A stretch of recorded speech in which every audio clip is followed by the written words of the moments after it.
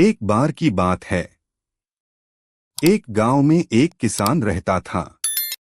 उस किसान को जानवर पालने का बहुत शौक था। उसके पास पहले से ही बहुत सारी भैंसें थी जिनका दूध बेचकर वह अपना घर चलाया करता था।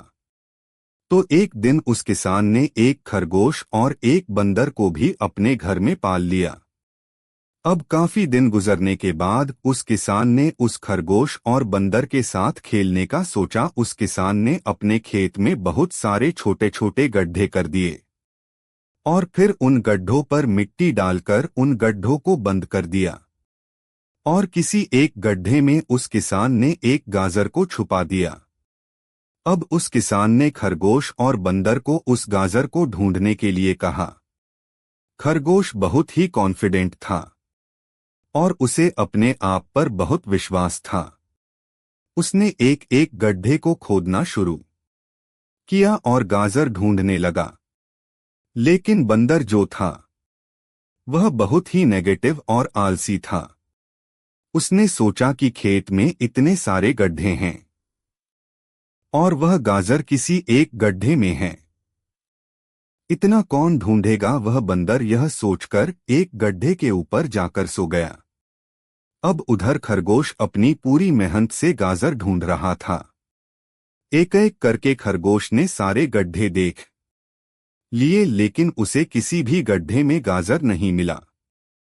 सिर्फ एक गड्ढा बाकी रह गया था जिसके ऊपर बंदर सो रहा था।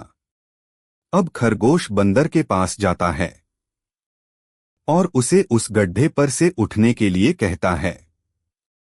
जैसे ही बंदर उस गड्ढे पर से उठता है, खरगोश गड्ढा खोदकर गाजर बाहर निकाल लेता है और अपने मालिक को ले जाकर दे देता है। बंदर यह देखकर हैरान हो जाता है कि जिस गड्ढे के ऊपर वह इतनी देर से सो रहा था, गाजर उसी के अंदर थी।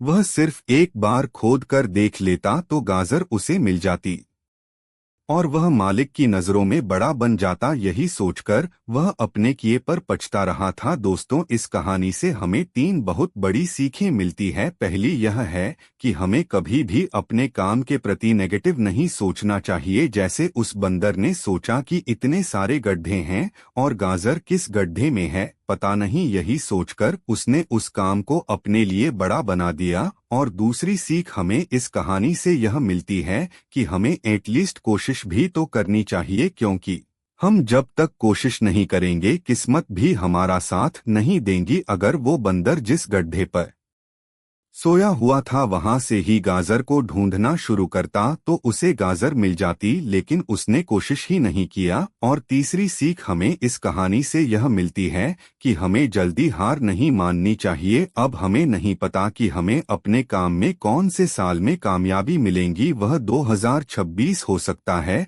2030 हो सकता है या 2032 भी हो सकता है, लेकिन हमें कामयाबी तभी मिलेंगी जब हम पॉजिटिव सोच के साथ कोशिश करते रहेंगे और हार नहीं माने। तो अगर आप इस कहानी को और भी लोगों तक पहुंचाना चाहते हो तो इस वीडियो को लाइक करो और सब्सक्राइब करो।